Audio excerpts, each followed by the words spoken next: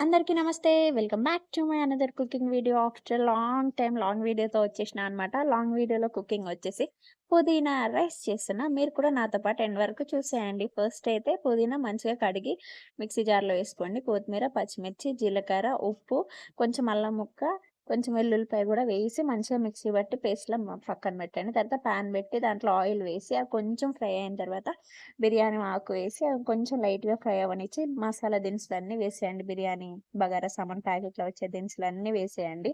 మంచిగా ఫ్రై అయిన తర్వాత నేను ఉల్లికాడలు, పుదీనా, కొంచెం కొత్తిమీర కాడలు, పచ్చిమిర్చి, కరివేపాకు వేసి మంచిగా ఫ్రై అవ్వనివ్వండి. ఆ తర్వాత మనం మిక్సీ పట్టుకున్న పేస్టు ఎయండి. నేనిక్కడ అల్లం వెల్లుల్లి పేస్ట్ ఏసినా. ఎందుకంటే నేను ఫస్ట్ నా దగ్గర కొంచెం అల్లం ముక్కను, ఎల్లిపాయ లేక నేనిక్కడేసినా. ఇట్లా గూడా ఏసుకోవచ్చు, అట్లా గూడా ఏసుకోవచ్చు. ఏం గాదు. టేస్ట్ అయితే మస్తొస్తది. మొత్తం మిక్స్ చేసిన తర్వాత అదే జార్‌లో కొంచెం వాటర్ పోసి అట్లా పోషినా అనమాట. అది మంచిగా దగ్గర రానియాలి. చూషిర్రా? ఆయిల్ అట్లా పైకి రావాలనమాట.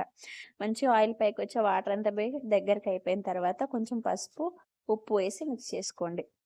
మంచిగా అయిపోయిన తర్వాత అది వాటర్ పోల్చుకుందాం. ఇవి నేను ఒక 1 అవర్ ముందే బియ్యం నానబెట్టి పెట్టుకున్నాను అనమాట. దాంట్లో వాటర్ కూడా పోసుకోవచ్చు, ఏం కాదు. 2 గ్లాసెస్‌కి 1 గ్లాస్, 2 గ్లాసెస్‌కి 3 గ్లాస్ ఆఫ్ వాటర్ అట్లా పోసుకోండి.